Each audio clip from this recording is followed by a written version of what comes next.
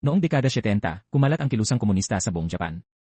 Isang negosyanteng Hapon ang nakipagkita kay Bai Kitai na gumagamit ng pangalang Kenji upang ipagpalit ang isang maleta sa customer na si Yuji. Bago ibigay ang pera, binalaan siya na maging maingat sa transaksyon. Sa araw ding yon, agad na umalis si Kenji. Siya ay isang Koreanong negosyante na nagtatrabaho sa Japan at ang kasalukuyan niyang tungkulin ay tiyaking ligtas na maibibigay ang maleta kay Yuji. Sa isang karaniwang domestic flight sa Japan na tahimik na bumiyahe mula Tokyo patungong Fukuoka, isa-isang umupo ang mga pasahero, ikinabit ang kanilang seatbelt, at nagpakalubog sa katahimikan. Walang kamalay-malay na ang rutinang paglalakbay na ito ay malapit ng maging isang bangungot. Isa sa mga pasahero si Kenji, kalmado ang kilos, magalang makitungo, at halos hindi mapansin sa unang tingin. Ngunit sapat na ang isang sulyap sa metal na maletang nakaposa sa kanyang pulso upang mabasag ang ordinaryong anyo niya. Tahimik na gumagala ang kanyang mga mata sa loob ng eroplano, maingat na sinusuri ang bawat pasahero at ang lahat ng posibleng labasan. Sa bawat galaw niya, malinaw na hindi siya isang karaniwang pasahero, kundi isang taong laging handa sa anumang maaaring mangyari. May isang batang lalaki na nakaupo sa tabi niya at kaswal na nakikipag-usap. Magiliw namang sumasagot si Kenji, ngunit ni minsan ay hindi ibinaba ang kanyang pagbabantay, tila laging handa, laging naghihintay sa kung anong maaaring mangyari. Nang mapansin niyang balisa ang bata, binigyan niya ito ng chewing gum upang pagaanin ang pakiramdam nito.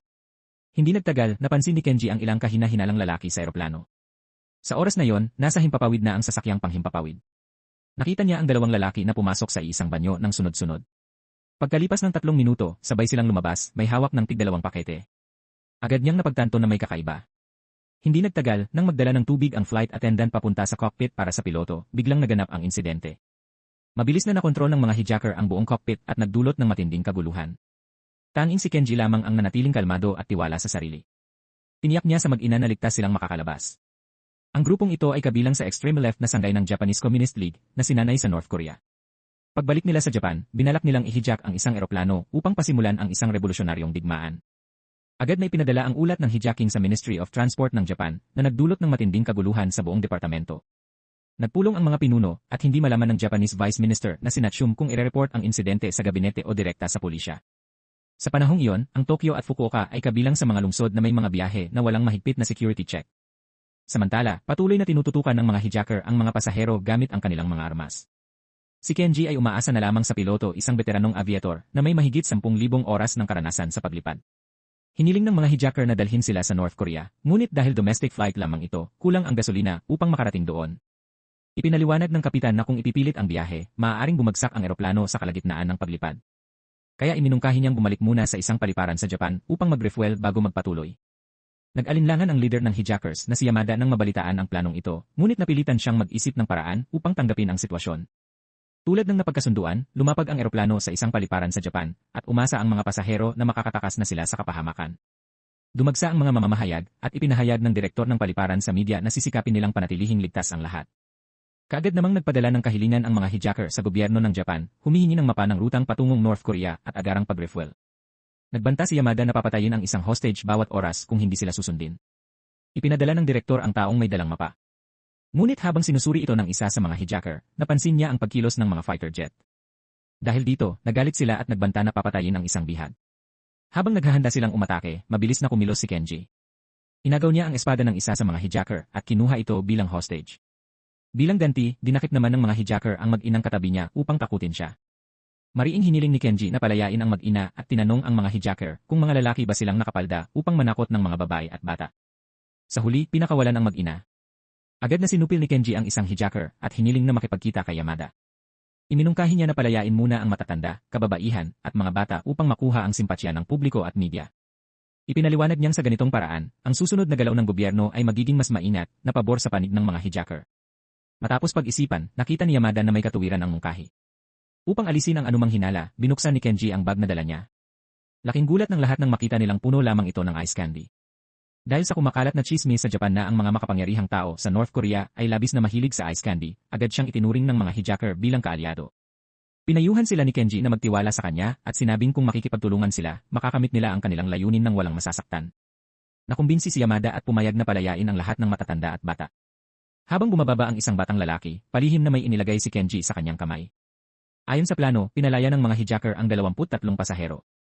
Dahil sa kaligtasan ng mga natitirang bihag, napilitan ang pamahalaang Hapon na sumunod, magpakarga ng gasolina sa eroplano, at utusan ang mga fighter jet na umatras. Dahil dito, tuluyang nakuha ni Kenji ang tiwala ng mga hijacker. Naging mausisa si Yamada tungkol sa kanyang tunay na pagkatao, ngunit sinabi lamang ni Kenji na isa siyang negosyante. Nang makita nila ang maleta na puno ng mga gamot, naniwala si Yamada ng walang pag-aalinlangan. Mabilis na umalis ang eroplano mula Japan patungong North Korea, ngunit iyon ay unang hakbang lamang ng plano ni Kenji. Ang ina ng batang binigyan niya ng papel ay tumawag sa numerong nakasulat doon, at doon niya nalaman na si Kenji ay isang ahente ng Korean CIA na ang tunay na pangalan ay Baek Kitai.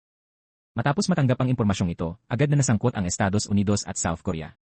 Ang mga tauhan ng Korean Intelligence Bureau ay pumasok sa Air Traffic Control Tower upang hanapin ang pinuno ng control team na si Choi Ji-seok. Nakatanggap si Ji-seok ng direktang tawag mula sa Ministro ng Intelligence na nag-utos sa kanya na pigilan ang eroplano bago ito makarating sa North Korea. Nang pumasok ang eroplano sa himpapawid ng South Korea, agad na pinutol ni Ji-seok ang komunikasyon sa North Korea. Gumamit siya ng radyo upang makipag-ugnayan kay Captain Honda, nagpanggap bilang air traffic control, at inutusang lumipat sa ibang frequency. Matapos sumang-ayon ng kapitan, binigyan siya ng bagong flight instructions. Sa tulong ng kapitan, nagmukhang patungo sa North Korea ang eroplano, ngunit sa katotohanan ay unti-unti itong lumiko patungong timog. Pagkatapos maisakatuparan ang manyobra, mabilis na umatras ang mga fighter jet. Ang aksyong ito ay tuluyang nag-alis ng hinala ng mga hijacker. Buong paniniwala nilang papunta na sila sa North Korea, habang sa South Korea naman, ang lahat ay tahimik ng nakaayos. Nakasuot ng uniforme ng North Korea ang mga sundalong nakatalaga sa paliparan. Ang buong lugar ay puno ng mga watawat ng North Korea, at maging ang mga estudyante ay pinakilos upang magpanggap na isang masiglang grupo ng tagasalubong. Lahat ng ito ay bahagi ng isang marupok na palabas upang kumbinsihin ang mga hijacker na sila ay tunay nang nakarating sa North Korea. Ngunit nang lumapag ang eroplano, napansin ng leader ng hijackers na si Yamada, mula sa malayo, ang presensya ng mga sundalong Amerikano na nakaitim at ang isang watawat ng Estados Unidos na malinaw na bumawagayway sa hangin. Sa sandaling iyon, napagtanto nilang sila ay nalinlang. Nag-alab ang galit ng mga hijacker at agad nilang hinarap si Kenji. Sa kabila ng tensyon, nanatili siyang kalmado at buong tapang na ipinahayag na handa niyang isakripisyo ang sarili upang matiyak na makararating ang eroplano sa North Korea. Kasabay nito, agad na nagpatawag ng pansamantalang pulong ang mga pamahalaan ng South Korea at Japan upang pag-usapan kung paano haharapin ang krisis. Mariing itinanggi ng South Korea na sinadya nilang baguhin ang direksyon ng flight, habang idiniit naman ng Japan na ang kaligtasan ng mga bihag ang dapat na pangunahing prioridad. Nauwi sa matinding pagtatalo ang pag-uusap at walang panig ang nais umatras. Sa loob ng eroplano, ipinaalam ni Captain Honda na mapanganib para sa mga pasahero ang nakapatay na makina at kinakailangan nilang magpasok ng hangin sa cabin. Bagamat nag-alala ang mga hijacker sa pahayag na ito, wala silang malinaw na utos, kaya't pumayag na lamang silang buksan ang pinto sa itaas ng eroplano. Samantala, iminungkahi ni Kenji na palayain ang kalahati ng mga hostage upang mabawasan ang pag-ingat ng pulisya at mas mapadali ang kanilang pag-alis. Dahil dito, nagsimulang magduda si Yamada sa tunay niyang pagkatao. Gayunman, mariing iginiit ni Kenji na isa lamang siyang negosyante at ayaw ring malinlang. Dahil dito, inutusan siya ni Yamada na buksan ang maleta. Sa sandaling mabuksan iyon, biglang nagbago ang takbo ng sitwasyon. Mula sa ilalim ng laman ng maleta, lihim na kinuha ni Kenji ang isang nakatagong baril at sa isang iglap ay nakontrol niya ang lahat ng hijacker, itinutok ang baril kay Yamada. Ang putok na pinakawalan niya ay nagdulot ng matinding panik sa mga hijacker at halos mawalan sila ng lakas ng loob. May isang tauhan na nagtangkang takutin si Kenji gamit ang isang pasabog, ngunit bilang isang bihasang intelligence agent, agad niyang napansin na ito ay peke. Hindi lamang ang pasabog ang huwad, pati ang mga baril ng mga hijacker ay mga laruan lamang. Akala ni Yamada ay wala na silang pag-asang makarating sa Korea, ngunit tuluyang binaligtad ni Kenji ang sitwasyon. Pinilit niyang sumunod ang mga hijacker sa kanyang mga utos at ipinag-utos na ipagpatuloy ang paglipat patungong North Korea. Inutusan din niya silang iparating sa pamahalaan ng South Korea na kung hindi papayagang lumipad ang eroplano kinabukasan, pasasabugin nila ang bomba. Ang tunay na layunin ni Kenji ay ang makipagpalitan ng mga hostage, isang mataas na opisyal ng Japan, si Vice Minister Nachum, ang sasakay sa eroplano kapalit ng kalahati ng mga pasahero. Dahil may dala siyang maraming ice candy, napilitan si Kenji na pansamantalang sumama sa biyahe patungong North Korea bilang bahagi ng pagtakas. Kapag nasa kanila na ang opisyal ng Japan, garantisado ang kaligtasan ng mga hijacker, at mawawala sa South Korea ang dahilan upang pigilan ang flight sa ngalan ng pagprotekta sa mga pasahero. Pagkaraan ng insidente, pinarangalan si Vice Minister Nachum at si Captain Honda bilang mga pambansang bayani sa Japan. Samantala, si Choi Ji-seok, ang air traffic controller na direktang sangkot sa pagbabago ng direksyon ng flight, ay hindi lamang hindi kinilala kundi pinilit pang manahimik tungkol sa katotohanan, hanggang sa tuluyan siyang tahimik na pinaalis sa serbisyo. Matapos ang pangyayaring ito, opisyal na nagpatupad ang Japan ng mahigpit na sistema ng seguridad sa mga paliparan. Dahil dito, hindi na kailanman makakapagdala si Kenji ng kahit harina sa isang eroplano. Bago tuluyang ipatupad ang bagong patakaran, ibinigay niya kay Yamada ang huling gawain, at siya mismo ay bumalik sa Japan upang humingi ng paumanhin. Dahil sa epekto ng hijacking, hindi na siya pinanagot. Pagkatapos ng insidente, bumalik si Kenji sa Korea at nagtungo sa Busan Bureau ng Central Intelligence Bureau. Doon nabunyag na hindi siya isang karaniwang tao, siya pala ang pinuno ng Intelligence Department ng Korean CIA at ang tunay niyang pangalan ay Baek Kitai. Ang buong ahensya ay nakakuha ng impormasyon tungkol sa hijacking dahil sa lihim na paggabay niya. Sa kasagsagan ng insidente, palihim niyang ipinasok ang emergency contact code ng Intelligence Bureau sa isang batang lalaki sa eroplano. ang bata at ang kanyang ina ang unang mga hostage na pinalaya. Pagkababa nila, ginamit ng ina ang code upang makipag-ugnayan sa ahensya. Mula noon, ang lahat ng sumunod na pangyayari ay bahagi na ng maingat na plano at kalkulasyon ni Baekhytai. Nang gabing iyon, isang mag-asawa ang nasa bahay nang may biglang kumatok sa pinto. Ang dumating ay isang Amerikanong nagngangalang Robert. Nagmakaawa siya na ibigay ang kalakal dahil kinabukasan ay babalik na sila sa Amerika. Dahil wala nang ibang pagpipilian, dinala ng lalaki ang asawa sa loob upang kunin ang gamot. Ngunit sa sandaling maibigay yon, agad silang pinatay. Bilang tagausig, dumating si John Yaong sa pinangyarihan. Sa mesa, nakita niya ang isang pahayagan na naglalaman ng oras at lugar ng susunod na transaksyon ng supplier na si Joe Manjay. Sa investigasyon, napag-alaman na ang mag-asawang pinaslang ay mga tagapamagitan sa bentahan ng droga, kumukuha ng supply at ibinibenta ito sa mga adik. Dalawang sundalong Amerikano ang nagnanais bumili, ngunit walang pera, kaya pinatay nila ang mag-asawa upang nakawin ang gamot. Isang batang babae na 3 taong gulang lamang ang nakaligtas. Habang tinitingnan ni John Yaong ang inosenteng mukha ng bata na wala pang muwang sa nangyari, labis siyang nalungkot. Bilang isang tagausig, determinado siyang bunutin ang kadiliman sa lipunan. Kaya't nagpa siyang imbestigahan ng husto ang kaso ng mag-asawang pinatay. Samantala, iniimbestigahan naman ng Gokpyong, pinuno ng Busan Intelligence Bureau, ang Manjay Gang, ang pinakamalaking sindikato ng droga sa Busan.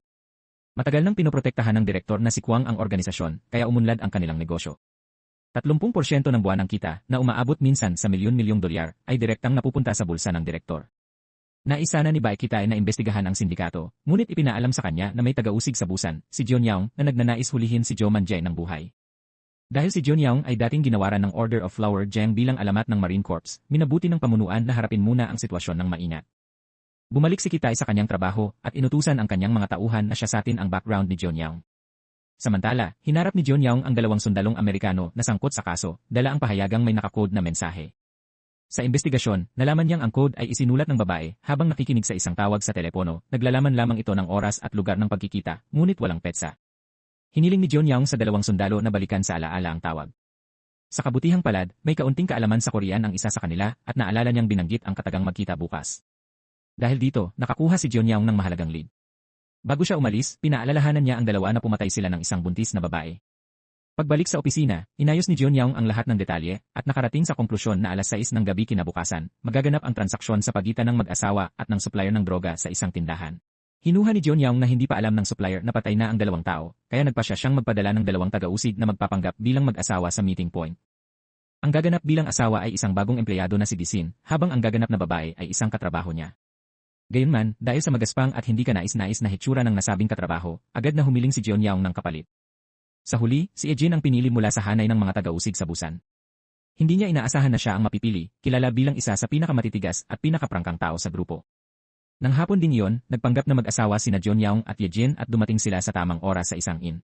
Lubhang maingat ang supplier, hindi ito nagpakita ng mukha at sa halip ay tumawag lamang upang humingi ng pabor. Inutusan silang sumakay ng bus patungo sa ibang lugar. Gabi na nang marating nila ang tunay na destinasyon. May isang taong tahimik na nagmasid sa kanila ng mahigit kalahating oras bago tuluyang lumitaw. Hindi nagtagal, may isang kotse ang huminto sa tabi nila at inimbitahan silang sumakay. Sa loob ng sasakyan, sabay na sinuri ang pera at mga kalakal. Biglang binuksan ng lalaki ang radyo at ipinalabas ang balita tungkol sa pagpatay sa mag-asawa. Nang mapagtanto na nabuko na ang transaksyon, nagtawanan lamang sina John Yaong at Ejin. Agad ding nakilala ni John Yaong ang lalaki bilang deputy ng Manjay Gang. Nang maunawaan ng deputy na nalantad na ang kanyang pagkakakilanlan, agad niyang inilabas ang kanyang sandata. Upang pigilan ang gulo, hinila ni John Yaong ang kanyang leeg. Sa likuran, nagtulungan sila upang mapigil si John Yaong at sinamantala ng deputy ang pagkakataon upang bumaba ng sasakyan at tumakbo palayo. Hinabol siya ni Ejin at John Yaong, ngunit dahil sa edad at hirap sa paghinga ni John Yaong, agad siyang napagod. Pagkalakad ng kaunti, naabutan niya ang deputy na muling naglabas ng sandata upang lumaban. Dahil sa pagod, mabilis na nasugatan si John Yaong. Mabuti na lamang at dumating si Ejin sa tamang oras at ginamit ang kanyang kasanayan upang mapigilan at makontrol ang kalaban. Nang mawala sa paningin ng pulisya si John Yaong, nagmadali silang hanapin siya. Agad na nakilala ni John Yaong na ang nahuli nila ay deputy ng Manjay Gang. Batay sa mga nangyari noong gabing iyon, nahinuha niyang lihim itong nakipagkasundo sa likod ng kanyang boss. Sinubukan niyang makipag-areglo, nangakong itatago ang sikreto kapalit ng pagiging informant upang tulungan siyang hulihin si Joe Manjay, ang pinuno ng sindikato. Matapos ang mahabang pag-aalinlangan, pumayag ang deputy. Tinanggal ni John Yaong ang posas at pinakawalan siya. Samantala, sinisiyasat ni Kitai ang pagkakakilanlan ni John Yaong. Napag-alaman niyang pumanaw na ang ina ng tagausig at ang naiwan na lamang ay ang ama at kapatid na babae. Ang ama ay kasalukuyang ginagamot sa isang mental institution, habang ang kapatid na babae ay nagtatrabaho sa isang slaughterhouse. Dahil walang nakitang kahina-hinala sa background, inutusan ni Kitay ang kanyang mga tauhan na palalimin pa ang investigasyon sa mga ugnayang personal ni John Young. Iniulat din ng kanyang mga tauhan ang resulta ng investigasyon kaugnay kay Ikeda Yuji. Lumabas na ang tunay na pangalan ng babaeng iyon ay Cho Yu-jae, isang Korean na naninirahan sa Japan. Namatay ang kanyang mga magulang noong siya ay 13 taong gulang pa lamang at kalaunan ay inampon ng pamilyang Ikeda. Dahil dito, nagkaroon siya ng malaking impluensya sa organisasyon. Habang inaalala ni Kitay ang mukha ni Yu-jae, nakaramdam siya ng kakaibang kutob tungkol sa babae. Nang gabing iyon, umuwi si Kitay at naghapunan kasama ang kanyang dalawang kapatid. Ang nakababatang kapatid niyang si Ki-heon ay isang gwardiya. Dahil inakala ni Kitay na baka naiinip ito sa trabaho, iminungkahi niyang irekomenda ito sa Military Security Command. Gayunman, tumanggi si Ki-heon sapagkat nais niyang umangat sa pamamagitan ng sariling kakayahan. Samantala, naghahapunan naman sina John Young at Yejin. Prangka niyang ipinaliwanag ang buong plano, gagamitin niya ang deputy ng Manjay Gang upang wasakin ang organisasyon mula sa loob, itataas ito bilang bagong boss, at sa huli ay siya mismo ang magpapatumba rito.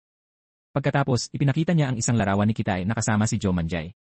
Dahil dito, naghinala si Yejin na si Kitay ang maaaring espiya ni Manjay. Dahil dito, mas lalong nais ni John Young na hulihin si Manjay upang matuklasan ang tunay na pagkakakilanlan ni Kitay. Tinupad ng deputy ang kanyang pangako kay John Young. Matapos sirain ang mga sensitibong ebidensya, ibinigay nito ang isang papel na naglalaman ng oras at lugar ng susunod na transaksyon sa pagitan ni Joe Manjay at isang hapon. Kinabukasan, halos lahat ng tao sa Procuratorate ay lumabas upang kumain. Sinamantala ni Kitay ang pagkakataong iyon at ipinatawag ang tumatawag habang walang sumasagot sa telepono. Sa parehong oras, ang mga tauhan ng Intelligence Bureau na nagpapanggap bilang inspection team ay pumasok sa opisina ng Procuratorate at naglagay ng mga eavesdropping device. Habang naghahalughog, natagpuan ni Kitay sa drawer ni John Young ang mga dokumento ng investigasyon. Nakita niya roon ang isang litrato kung saan makikitang nakayuko si Joe Manjay sa harap ni John Young. Hindi nagtagal, bumalik si John Young sa opisina. Hindi nagmadali si Kitay na umalis. Sa halip, inihayag niya ang kanyang pagkakakilanlan, kusang nakipagkamay, at nagsinungaling na si Joe Manjay, dahil sa umano'y koneksyon nito sa North Korea, ay iniimbestigahan na ng Intelligence Bureau, kaya hinihiling niyang umatras ang tagausig. Sa labas ay tila pumayag si John Young, ngunit sa loob-loob niya ay tumawa siya ng may paghamak, sapagkat hindi niya pinaniwalaan ang kasinungalingang iyon. Pagkaalis ni Kitay, agad niyang inilunsad ang masusing pagsubaybay at pag-eavesdrop kina John Young at sa iba pang mga tagausig. Sa pamamagitan ng mga nakatagong device, narinig ni Kitay ang pag-uusap ni John Young at Yejin tungkol sa isang yakuza mula Japan na malapit nang makipagkita kay Joe Manjay sa isang hotel sa Busan, at ang plano ni John Young na samantalahin ang pagkakataong iyon upang tuluyang hulihin ang boss ng Manjay Gang. Lahat sila ay kumikilos para sa sariling pakinabang, at lihim na inayos ni Kitay ang bawat hakbang. Sa gabi ng pulong, si John Young ay nasa kabilang silid, tahimik na nakikinig sa nagaganap, walang kamalay-malay na ang tunay na mga aso ay nasa likuran lamang niya. Sa isa pang silid, nakikinig din si Kitay sa buong kilos ng mga tagausig. Nang makumpirma na magsisimula na ang transaksyon ng dalawang panig, handa nang kumilos si John Young. Sa parehong sandali, pinatay ni Kitay ang buong sistema ng kuryente at mabilis na pinigil ang mga tauhan ng hotel. Dahil sa biglaang pagkawala ng ilaw, nahadlangan ang galaw ng mga tagausig. Sinamantala ito ng mga tauhan ni Kitay sa pamamagitan ng paghagis ng mga smoke grenade, isinara ang mga pinto, at ikinulong ang mga tagausig sa loob ng silid. Habang nagkakagulo, mabilis na dinakip ng mga tauhan ng Intelligence Bureau ang buong grupo ng mga hapon mula sa Black Path. Dahil dito, labis na naguluhan ang mga tagausig. Kumuha si John Young ng isang smoke grenade at buong lakas itong inihagis pababa upang pansamantalang maibalik ang kanyang paningin. Gayunpaman, tuluyang nabigo ang operasyon, bagay na labis niyang ikinagalit.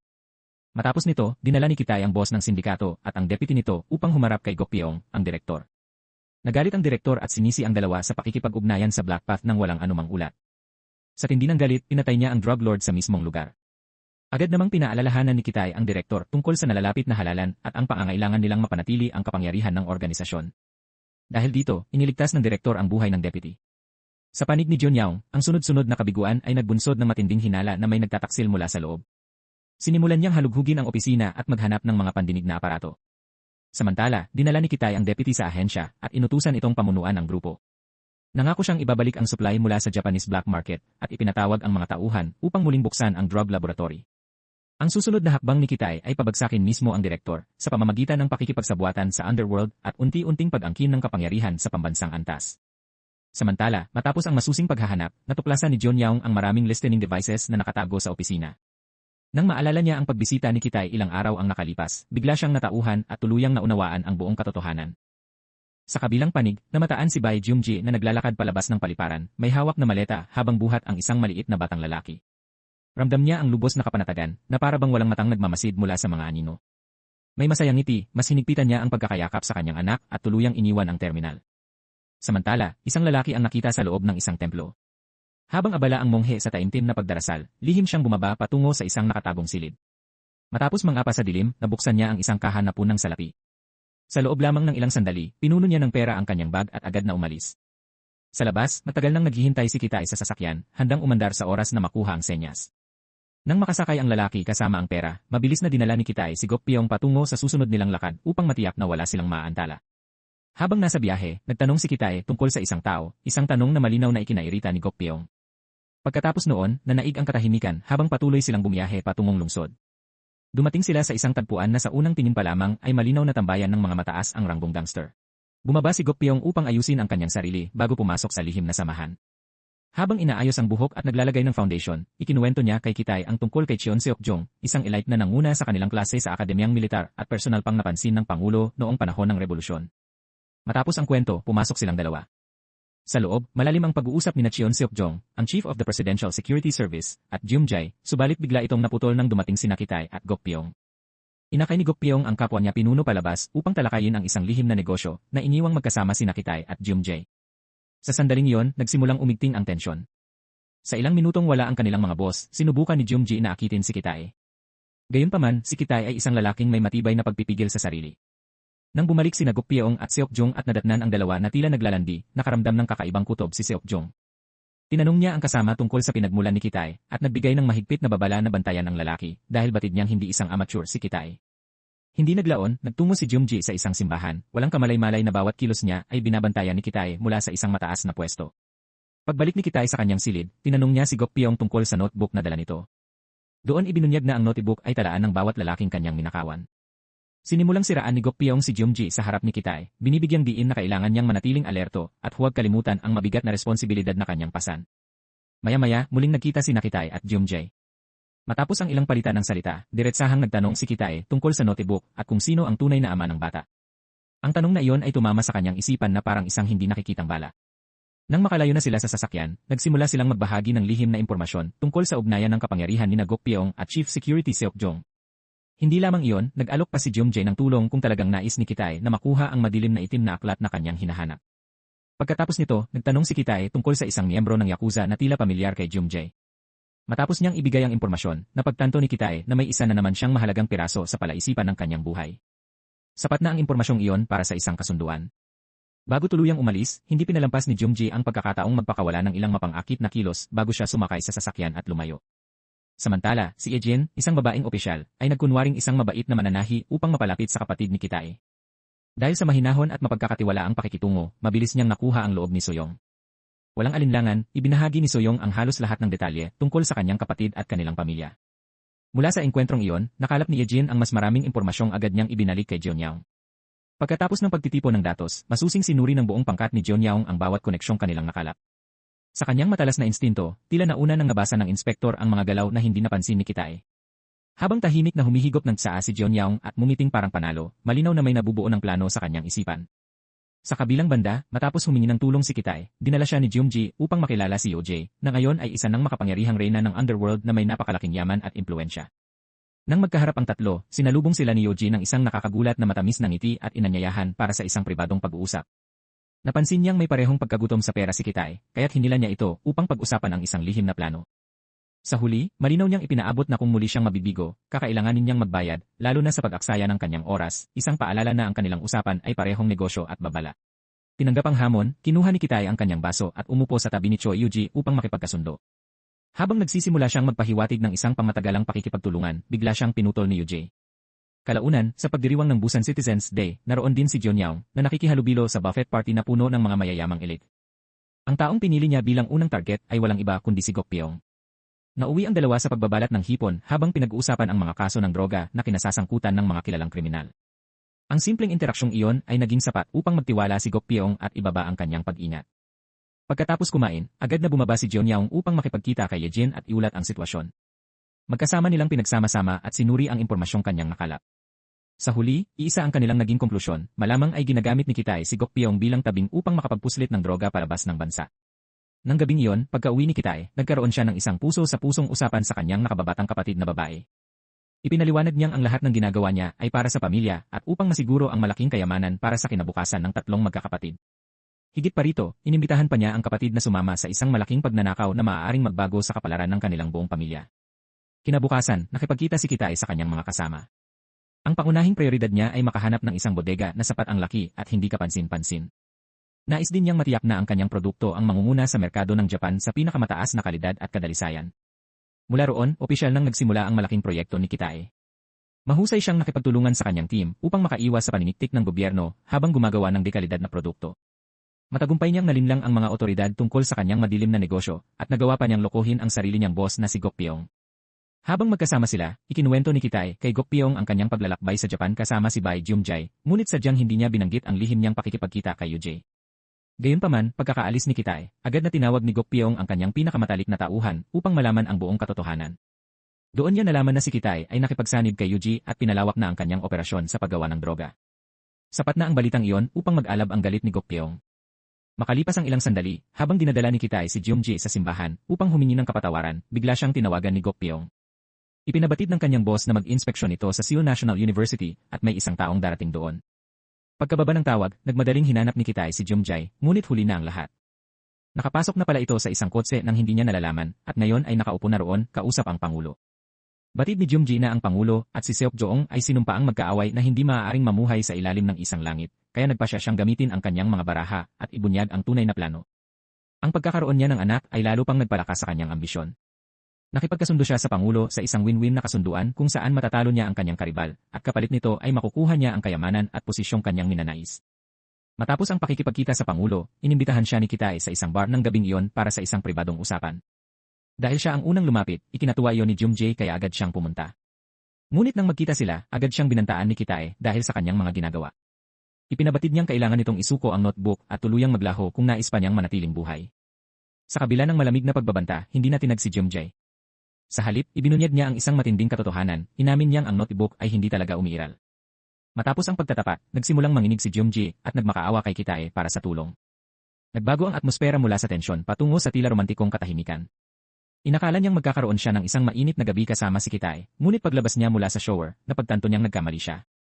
Wala na roon si Kitai at napaiyak si Jumjae. Iyon ang unang pagkakataon na nilaro siya ng ganoon. Tahimik siyang nagbihis at pinahatid pa uwi ng kanyang driver. Sa daan, habang iniisip niyang tapos na ang lahat, biglang dumating ang sakuna. Isang misteryosong konvoy ang humarang sa kanilang sasakyan. Ang lalaking humarap sa kanya ay walang iba kundi si Kitai, may hawak na baril at nakatutok sa kanya, na lubos niyang ikinagulat. Samantala, ang kalupitan ng digmaan ay patuloy na nag-iwan ng matinding paghihirap. Maaaring ang digmaan mismo ang mukhang impyerno, ngunit ang mga nasa tahanan ay pareho ring nagdurusa, kahit libu-libong milya ang layo mula sa mga bomba. Ang kanilang mga buhay ay pinipiga, nagtatrabaho araw at gabi upang tugunan ang pangangailangan ng digmaan. Sa mga anino, patuloy na gumagapang ang droga, winawasak ang mga pamilya ng higit pa. Walang mas nakakadurog puso kaysa sa isang batang lalaking desperadong naghihintay sa pagbabalik ng kanyang ama mula sa digmaan. Ang dating malakas at hinahangaan niyang ama ay bumalik, ngunit may dalang nakatatakot na sakit. Kapag naubusan ito ng gamot, nahuhulog siya sa matinding galit, sumisigaw at winawasak ang lahat ng nasa paligid. Ito ang kapalaran ng mga lalaking nagbuwis buhay para sa bansa, ngunit ikinulong ng parehong bansa dahil sa kanilang adiksyon sa droga. Si Jeon Yaong ay isa sa mga labis na naapektuhan ng sumpa ng substansyang ito. Araw-araw, inaalagaan niya ang amang dati niyang ipinagmamalaki. Ang matanda ay nabubuhay na parang multo, ganap nang nawalan ng ulirat. Hindi na nito naaalala ang mga karahasan na kanyang nagawa, ngunit may lakas pa rin itong sumigaw at magmura. Mahirap na ang buhay, at ngayon ay kailangan pang alagaan ni Jeon Yaong ang lalaking ito. Ito ang ama na pumatay sa kanilang ina, ang parehong lalaking binuhat ni Jeon Yaong palabas ng pinangyarihan ng krimen, kasama ang kanyang kapatid na babae. Ngayon, ang kapatid niyang iyon ay nahihirapan sa mabigat na trabaho sa isang pabrika, habang siya naman ay may ilang sandali lamang para bisitahin ang pamilya bago muling bumalik sa kanyang misyon para sa katarungan ng mga mamamayan ng South Korea. Nakatayo si Jeon Yaong sa gitna ng hukuman. Sa isang kalmado ngunit matatag na tinig, isa-isa niyang binigyang diin ang bawat karumal-dumal na krimen ng dalawang Amerikanong kumitil sa buhay ng mga magulang ng isang batang babae. Tahasan niyang idineklara na ang mga krimeng iyon ay nararapat sa parusang kamatayan. Habang nagsasalita siya, sumabog ang ingay sa loob ng hukuman. Ang mga mayabang na Amerikanong akusado ay walang ideya sa bigat ng kanyang sinasabi. Akala nila ay 5 taon lamang ang magiging sentensya nila. Hindi nila alam na walang pakialam si Jeon Yaong sa mga tiwaling nakakataas sa kanya. Determinado siyang tiyakin na babayaran nila ang pinakamataas na halaga. Malinaw na may utos ang kanyang mga boss na maging mahinahon sa mga Amerikanong sangkot, ngunit sa halip ay ibinato ni Jeon Yaong ang buong bigat ng batas laban sa kanila at iginiit ang pinakamabigat na parusa. Dahil dito, umabot sa sukdulan ang galit ng boss ni Kitai. Ang puot nito ay nag-ugat sa katotohanang ang paglilitis na iyon ay direktang nakasasagabal sa sarili niyang mga katiwaling negosyo. Ibinaling niya ang galit kay Kitay at walang awang pinagsabihan ito. Nagkunwari si Kitay ng pagmamakaawa, humihiling na payagan siyang manatili sa trabaho. Nakita ng boss ang isang madaling paraan para kumita. Dinilaan nito ang kanyang mga labi at humingi ng 300 milyong won bawat buwan, saka sakimpang nagdagdag ng 100 pang milyong won kapalit ng pagligtas sa buhay ni Kitay. Dahil dito, nagingit-ngit si Kitay at agad na hinarap ang taksil na nagbulong laban sa kanya. Ang lalaking iyon ay isa lamang puppet, isang tiktik na inilagay upang bantayan ang bawat galaw ni Kitay. Ang sabayang pakikibaka sa mga kaaway sa loob at mga banta sa labas ay sapat na para magdulot ng matinding sakit ng ulo sa kahit kanino, ngunit mas malaki ang layunin ni Kitay. Handa siyang lunukin ang kanyang dangal at literal na lumuhod upang makapasok ng mas malalim sa inner circle ng mga kingpin. Samantala, hindi nagpapahinga si John Yaong kahit isang segundo. Patuloy siyang kumikilos, mas sumisisig pa sa investigasyon ng mundo ng droga. Nakapagpasok siya ng tauhan bilang mata at tainga sa loob ng organisasyon, ngunit mula nang maging puppet leader ito ni Huang, naging mayabang ang lalaki at tinrato si John Yaong na parang wala. Napagpasyahan ni John Yaong na panahon na para ipaalala kung sino talaga ang may kontrol. Sa ilang mabibigat na suntok, pinilit niyang sumuko ang kanyang tauhan, malinaw na ipinapakita na kung nais nitong mabuhay, kailangan nitong sumunod sa utos. Nang gabing iyon, nag-set up si John Yaong ng isang pribadong inuman kasama si Kitay. Hindi ito simpleng pagtitipo ng dalawang lalaking nasa iisang linya ng trabaho, pareho silang agresibong naghahanap ng impormasyon mula sa isa't isa. Malinaw kay John Yaong na sangkot si Kitay sa kaso, at ipinahiwatig niyang wala siyang pakialam kahit pa ang Korean Central Intelligence Agency ang nasa likod nito. Dahil pareho silang may mga lihim na kasing bigat ng buhay at kamatayan, wala ni isa sa kanila ang ganap na nakaunawa sa tunay na plano ng isa't isa. Iniwan ni John Yaong si Kitay ng isang nakakatakot na babala, personal niyang bubuwagin ang buong sindikato ng droga. Kinabukasan, nakipagkita si John Yaong kay Dail. Ilang suntok lamang ang kinailangan upang tuluyan itong sumunod. Inilahad nito ang lahat, ang eksaktong oras at lugar ng susunod na malaking transaksyon. Bitbit ang impormasyong iyon, tinapik ni John Yaong ang balikat ng lalaki ng may kasiyahan. Nang gabing iyon, kumilos agad si John Yaong at ang kanyang koponan upang ihanda ang huling yugto ng kanilang plano. Si Ejin, na may maraming talento at matatas sa wikang Hapon, ay inatasang mag-book ng mga hotel sa Japan, habang si Kim naman ay inatasang magsiyasat tungkol sa mga lokal na gang doon. Samantala, ang balita tungkol sa nalalapit na malaking bentahan ng droga ay nakarating sa mga tainga ni Gok Pyeong. Kahit si Kitay ang namumuno sa operasyon, inatasan pa rin ni Gok Pyeong ang isa sa kanyang pinakamalapit na tauhan upang bantayan siya. Ramdam nitong may binabalak si Kitay na hindi maganda. Gayunpaman, dahil nalagyan na ni Kitay ng bug ang opisina ni Gok Pyeong, isa siyang hakbang na nauuna at alam na niya ang mangyayari, kaya nakapaghanda siyang kumilos ng lubhang maingat. Sa wakas, dumating ang araw ng transaksyon. Nagkunwari si Ejin na balisa, ipinapaliwanag na aksidente niyang nabook ang maling hotel. Kinabukasan, maagang dumating si Kitay para sa pakikipagkita sa anak na babae ng isang boss ng Japanese Yakuza. Sina Ejin at John Yaong ay nakaposisyon sa malapit, tahimik na kumukunan ng mga litrato habang mahinahong pumasok si Kitay. Sa ilalim ng isang siksikang palengke ng seafood ay may nakatagong malaking pabrika ng droga. Nakapasok sina John Yaong at Yejin upang silipin ang sitwasyon, ngunit mabilis lamang ang transaksyon at agad ding lumabas si Kitay. Ilang sandali pa, isang bangka na may sakay na si Kitay at napakaraming pera ang bumalik patungong mainland. Habang nakaupo si Kitay at binibilang ang salapi, biglang bumukas ang pinto. Si Hakso ang pumasok, may baril na nakatago sa likuran niya. Habang nag-uusap ang dalawang lalaki tungkol sa kung ano ang maaari nilang gawin sa bundok ng perang iyon, biglang nagbago ang atmosfera. Isang baril ang itinapat ng diretsyo kay Kitay. Mula sa pier, nasaksihan ni John Yaong at ng kanyang koponan ang buong pangyayari mula simula hanggang dulo. Doon niya naabot ang isang nakakakibot na konklusyon, ang Korean Central Intelligence Agency mismo ay nagkikilos ng napakalaking dami ng droga ng may profesional na kahusayan. Nang makita niyang bumaba si Hakso mula sa barko at tumapak sa daungan, lalo lamang tumibay ang kanyang hinala. Inutusan ni John Yaong ang kanyang squad na pumasok at simulan ang operasyon. Ngunit sa sandaling tila magiging madali na ang lahat para sa inspektor, biglang lumitaw si Gok Pyeong mula sa wala. Sapat na yon upang mapilitan si John Yaong na pansamantalang ihinto ang investigasyon. Agad niyang inatasan ang kanyang koponan na baguhin ang direksyon ng kaso. Ang pangunahing prioridad ngayon ay sundan si Gok Pyeong at alamin kung ano ang balak nitong gawin sa malaking halaga ng pera. Mabilis na tumakbo ang sasakyan ni Gok Pyeong at Hakso patungo sa isang kalapit na templo, hindi nila alam na nakasunod si Inspector John Yaong. Pagkababa ng sasakyan, dala ang dalawang bag ng pera, sandaling nag-atubili si Hakso bago ibinigay ang mga ito kay Gok Pyeong. Para itong isang lihim na senyas, ngunit nabulag si Gok Pyeong ng salapi at hindi niya napansin ang anumang kakaiba. Bitbit ang dalawang mabibigat na bag, tumayo si Gok Pyeong sa harap ng rebulto ng bagha bago bumaba sa kanyang lihim na basement. Habang naghahanap siya ng isang safe na pagtataguan ng kanyang ninakaw, biglang lumitaw si Kitay sa kanyang likuran. Doon nabunyag na hindi pala talaga patay si Kitay. Sa halip, nagawa niyang suhulan si Hakso at nagsanib puwersa silang dalawa upang maghimagsik. Sa saliw ng malalakas na tambol ng pista sa labas ng templo, nagsimula ang isang malupit na labanan sa pagitan ni Kitay at Gok Pyeong. Lubos na nadaig si Gok Pyeong at sa huli ay tinamaan ng saksak ng kutsilyo sa tiyan. Ilang sandali pa, nakapasok si Inspector John Yaong sa malalim na silong, at ang madugong eksenang bumungad sa kanya ay nag-iwan ng matinding pagkagulat. Sa isang iglap, nagkatapat sina Jonyang at Kitay. Sa kasamaang palad, si Kitay ay nakatayo sa dilim na may baril na nakatutok, habang si Jonyang ay nasa liwanag at hindi makita ang madilim na sulok. Nakaligtas si Kitay dala ang bunto ng pera nang hindi kinakailangang magpaputok kahit isang bala. Sa sandaling tumakbo palabas si Jonyang upang humingi ng tulong, doon naman personal na sinunog ni Kitay ang templo upang burahin ang lahat ng ebidensya. Dahil nabigo siyang iligtas ang sinuman, nanatiling nakatayo si Jonyang, tahimik na pinapanood ang nagliliyab na templo, dama ang lubos na kawalan ng magawa. 100% ang paniniwala ni Jonyang na si Kitay ang pumatay kay Gokpyong, ngunit malamig na ang bakas at wala kahit isang piraso ng ebidensya. Hindi siya sumuko. Binago niya ang kanyang estratehiya at tinarget ang kasamahan ni Kitay mula sa Central Intelligence Bureau, si Hakso. Walang sinayang na oras si Jonyang at agad na inaresto si Hakso bilang pangunahing suspect sa pagpatay kay Gokpyong. Sa interogasyon, nagkunwari si Hakso na walang alam at paulit-ulit na nagsinungaling. Habang tumatagal, binago ni Jonyang ang kanyang taktika at sinimulan siyang gipitin sa psikolohikal na paraan. Ipinaalala niya kay Hakso na kahit manahimik ito hanggang kamatayan, walang saysay iyon dahil sa kasalukuyang sitwasyon, si Kitay lamang ang tunay na panalo. Habang nabubulok siya bilang suspect sa pagpatay, si Kitay ay malaya at walang iniintinding kapalit. Doon nagsimulang manghina ang determinasyon ni Hakso. Ngunit sa sandaling malapit na siyang bumigay, biglang dumating ang utos mula sa nakatataas na pamunuan na palayain agad siya. Galit na pumasok si Jonyang sa opisina ng kanyang boss, subalit sinabihan siyang wala siyang magagawa dahil ang utos ay direktang nagmula sa pinakamataas na antas. Ang mataas na opisyal na tinutukoy ay si Seokjong, isang taong napakalapit sa Pangulo. Doon nabunyag na nakipagkita na pala si Kitay kay Seokjong, dala ang isang mesa na punang pera. Ito ang malaking kickback na lihim na ninanakaw ni Gokpyong sa ilalim mismo ng ilong ni Seokjong. Ngunit hindi lamang pera ang dala ni Kitay. Ibinigay rin niya ang isang notebook, ang lihim na black book na nakuha niya sa bag ni Jumjae matapos niya itong patayin. Nakatala rito ang mga pangalan ng bawat makapangyarihang lalaking nakasama ni Jumjae, kabilang na si Seokjong mismo.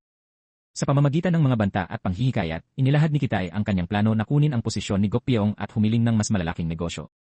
Buong tiwala niyang ipinangako na makakalikom siya ng daan-daang bilyong halaga para kay Seokjong at sa Pangulo.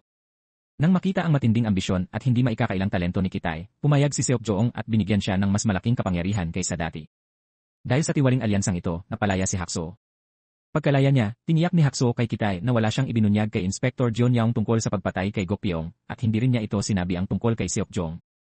Gayunpaman, ang matalim na pag-unawa ni Jonyang sa buong sitwasyon ay nagpaalala kay Kitay ng isang bagay, may tagapaglabas ng impormasyon mula sa loob ng Central Intelligence Bureau. Sa kanyang matalas na instinct, agad na pinaghinalaan ni Kitay ang vice-kapitan ng kanilang grupo. Nang gabing iyon, pinuntahan niya ito sa pabrika.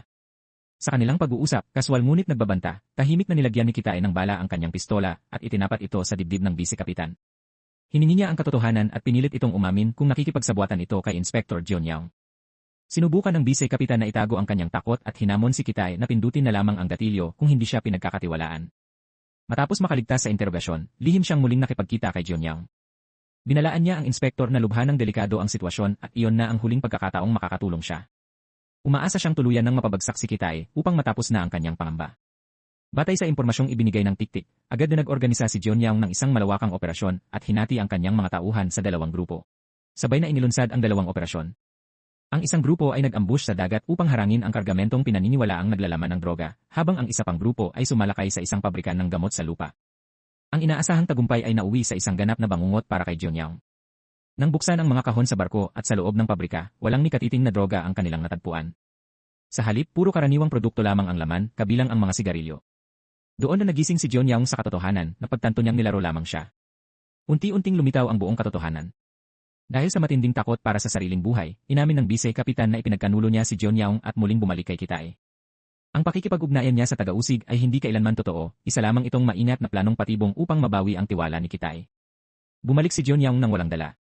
Sa kabila ng lahat, pinili ni Kitay na huwag parusahan ang vice-kapitan. Sa halip, pansamantala niya itong pinaalis sa pabrika hanggang humupa ang kabuluhan. Punang galit, nangako si Jonyang na hahanapin ang traidor. Inutusan niya ang kanyang mga tauhan na bantayan ang bawat istasyon at labusan. Ngunit sa mismong sandaling iyon, biglang dumating ang mga inspektor ng Internal Affairs sa kanyang opisina. Ayon sa kanila, may impormasyong may tao sa koponan ni Jonyang na nagbebenta ng mga nakumpiskang droga. Agad na naunawaan ni Jonyang ang sitwasyon. Isa itong malinaw na frame-up, isang planong inorganisa ng kanyang mga karibal upang tuluyan siyang alisin. Upang protektahan ang kanyang mga tauhan, hinarap niya ang kanyang superior. Pinayuhan siya ng kanyang boss na magpigil at itigil ang walang habas na pagkilos. Binalaan siya na hindi na tulad ng dati si Kitay, may makapangyarihang suporta na ito ngayon mula kay Yujay, isang tuso at impluensyal na babae. Gayunpaman, hindi na tinag si Jonyang. Itinuro niya ang 8 malalaking titik na nakaukit sa dingding ng kanyang opisina, sundin ang prinsipyo, manatili sa matuwid na landas. Bilang tagausig ng bayan, muling pinagtibay niya ang kanyang panata. Mas pipiliin niyang mamatay kaysa talikuran ang kanyang misyon. Matapos ang sunod-sunod na kabiguan, napagtanto ni John Yaong na kailangan niya ng bagong estratehiya. Napagpasyahan niyang atakihin ang tunay na kahinaan ni Kitay, ang kanyang nakababatang kapatid na si Kiheon. Ang kanyang kapatid ay isang elite na opisyal sa militar at kamakailan lamang ay nasangkot sa isang malaking iskandalo. Isang binubuli na sundalo ang tuluyang bumigay, pumasok sa barracks, at pinagbabaril ang lahat ng superior na nagpahirap sa kanya. Dumagsa ang mga investigador sa base at agad nilang itinuring ang kapatid bilang pangunahing tao sa investigasyon. Ang dahilan ay ang kanyang testimonya. Ayon sa kapatid, direktang tinanggihan ng isang tenyente ang kahilingan ng sundalo para sa paglipat. Kung mapapatunayang totoo iyon, ang tenyente ang legal na may pananagutan sa trahedya. Ngunit pinaalalahanan ng mga investigador si Kiheon na ang tenyente ay mula sa isang napaka-impluwensyang pamilya na may malalakas na koneksyon sa politika. Iminungkahi nila na si Kiheon na lamang ang magdusa at maging scapegoat. Tumanggi si Kiheon. Tulad ng kanyang kapatid, hindi siya madaling yurakan. Tahasan niyang sinabi na kung gagawin nila siyang alay, kakalagkarin niya silang lahat pababa. Hindi niya hahayaang sirain ng sinuman ang kanyang kinabukasan. Kalaunan, nakipagkita si John Yaong kay Kiheon at inilahad ang lalim ng pagkakasangkot ni Kitay sa kalakalan ng droga. Umaasa siyang mahihikayat ni Kiheon ang kanilang kapatid na si Soyeong na sumuko. Ngunit mabilis na nabasa ni Kiheon ang sitwasyon. Napagtanto niyang desperado si John Yaong at kulang ito sa ebidensya. Tumanggi siyang ipagkanulo ang kanyang pamilya. Hindi nagtagal, nalaman ni Kitay ang sinapit ng kanyang kapatid sa militar. Upang ayusin ang problema, sinalakay niya ang barracks at, nang walang imik, brutal na binugbog ang superior ni Kiheon. Sa kabila nito, hindi nakaramdam ng pasasalamat si Kiheon. Tulad ni Kitay, hangad din niya ang kapangyarihan at tagumpay, ngunit nais niyang makamit ito sa sariling pagsisikap at sa tamang paraan. Ipinangaral ni Kitay ang kanyang pilosopiya, kung ayaw mong apakan, ikaw muna ang umapak sa iba. Hindi ito matanggap ni Kiheon at mariin niya itong tinanggihan. Ipinahayag ni Kiheon ang kanyang planong pumunta sa Vietnam. Tutol si Kitay at nais niyang sundan ng kapatid ang landas na kanyang tinahak. Bilang tugon, iniabot ni Kiheon ang business card ni John Yaong kay Kitay. Binalaan niya ang kapatid na ayusin muna ang sarili nitong gulo at itigil ang pagsira sa kanilang buhay dahil sa kasakiman. Ang patuloy na pagtugis ni John Yaong kay Kiheon ang naging huling patak para kay Kitay. Noong gabing iyon, umalis mag-isa si John Yaong. Ilang oras na naghintay ang kanyang mga tauhan, ngunit hindi na siya bumalik. Sa sandaling iyon, nakabitin sa isang sinulid ang kanyang buhay. Dinukot siya ni Kitay. Hindi siya nag-isa, kasama ring dinukot ang kanyang kapatid na babae. Balak ni Kitay na ipasa kay John Yaong ang sala sa pagpatay sa direktor at iparatang na traidor ang kanyang kapatid na diumano'y nakikipagsabuatan sa North Korea. Mabilis na nakarating ang balita ng pagdukot kay John Yaong kay Yong Cheol, ang Presidential Chief of Staff. Ang sitwasyon ay napakadelikado. Sina Yong Cheol at Seok Jong, ang pangunahing taga-suporta ni Kitay, ay kapwa pinagkakatiwalaan ng Pangulo. Ang isa ay kumakatawan sa sistema ng pag-uusig, habang ang isa naman ay may hawak ng kapangyarihan ng Namsan Intelligence Bureau. Matagal nang nasa isang tahimik ngunit matinding digmaan ang dalawang panig na ito. Ang pagdukot sa isang taga-usig ay nagtulak sa hidwaan sa sukdulan. Nagbigay si Yong Cheol ng isang mahinahon ngunit malinaw na babala, may hangganan ang lahat. Agad itong naunawaan ni Seok Jong. Walang pag-aatubili, inutusan niya ang pinuno ng Korean Central Intelligence Agency Busan Branch na kunin ang kanyang tauhan. Dito nagsimula ang pinakamapanganib na yugto ng laro. Si Kitay ay nasa ganap na kontrol. Sa ilalim ng matinding presyon mula kay Seok Jong, napilitan siyang palayain ang mga hostage. Ngunit matapos makalaya, malinaw kay John Yaong na hindi niya ito palalampasin. Nagpasya siyang ilantad sa publiko ang kanyang lihim na investigasyon at nangakong haharapin si Kitay sa isang labanang buhay o kamatayan. Alam ni John Yaong na upang harapin ang isang taong may matibay na depensa tulad ni Kitay, kakailanganin niya ng mas makapangyarihang suporta. Sa gabay ng kanyang superior, nakipagkita siya kay Yong Cheol, ang Chief of Staff. Doon, iminungkahi ni John Yaong ang isang matalinong estratehiya upang pabagsakin si Seok Jong, isang planong hatiin at sakupin. Ang sentro ng plano ay ang agarang pag-aresto kay Kitay. Sa ganitong hakbang, mapipilitan si Seok Jong na magsakripisyo ng isang piyesa upang mailigtas ang sarili. At dahil si Kitay ay hindi basta-bastang susuko, tiyak na lalaban siya na magbubunsod ng matinding hidwaan sa pagitan nilang dalawa. Sa huli, parehong babagsak sina Seok Jong at Kitay. Lubhang na-impress si Yong Cheol sa plano. Upang subukin ang ganap na katapatan ni John Yaong, hinubad niya ang kanyang sapatos na katad, pinuno ito ng alak at sinenyasan si John Yaong na inumin iyon. Nang walang pag-aalinlangan, inubos ni John Yaong ang laman ng sapatos. Para sa katarungan ng bansa, handa siyang lunukin maging ang kanyang sariling pagmamataas. Dahil opisyal na suportado na siya ni Yong Cheol, agad na kinontak ni John Yaong si Hakso upang hingin ang kanyang tulong. Nangako siya na kung makukuha ni Hakso ang mga lihim na recording ni Kitay ng mga pag-uusap nila ni Seok Jong, siya ang magiging direktor sa hinaharap. Nanaig ang kasakiman ni Hakso para sa mataas na posisyon, kaya pumayag siya at sinimulang manmanan si Kitay. Sa panahong ito, naglakbay si Kitay patungong Vietnam kasama si Choi Yu-jae, isang makapangyarihang madam at pangalawang pinakamataas na tao sa isang sindikato ng Yakuza ng Hapon. Doon, nakipagkita sila sa isang smuggler ng mga sangkap sa paggawa ng droga. Upang magtatag ng matatag na supply chain, kailangan ni Kitay ng malaking dami ng hilaw na materyales. Samantala, sa Busan, sinundan ni John Young ang isang pinagkakatiwalaang tauhan ng Manjaigang at natuklasan niyang nakikipagrelasyon pala ito sa kapatid ni Kitay na si Soyeong. Lumabas na lihim na nagtatago si Soyeong ng mga gamit para sa kanyang kuya at palihim na nagbibigay ng kaunting droga sa lalaki upang ipagbili. Nakakita ng pagkakataon, agad na kumilos si John Young at nahuli ang tauhan na may hawak na ebidensya. Matapos ang pag-aresto, pinilit ni John Young ang tauhan na ituro si Kitay, kapalit ng pangakong mas magaang na parusa. Sa kabilang silid interogasyon, si Ejin, ang detective at aide ni John Young, ay kumukuha ng pahayag mula kay Soyeong. Ngunit para kay Soyeong, si Kitay ay parang ama, isang taong nagsakripisyo at nagsumikap ng maraming taon upang alagaan siya. Dahil dito, mariin niyang tinanggihan ang pag-amin laban sa kanyang kuya, kahit pa mangahulugan iyon ng kanyang kamatayan. Sa huli, upang maprotektahan si Soyeong, ang tauhan ng Manjaigang ang siyang nagsalita. Inamin niya ang lahat at tahasang itinuro si Kitay bilang tunay na utak sa likod ng buong operasyon ng droga.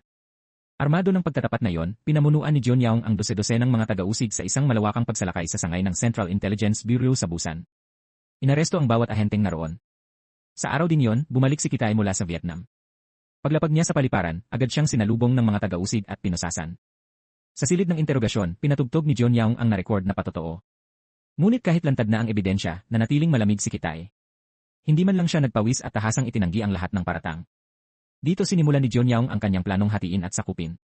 Pinatayan niyang ibubugaw ni Kitay si Seokjong, habang si Hakso naman ay patuloy na naghahanap ng mga tape.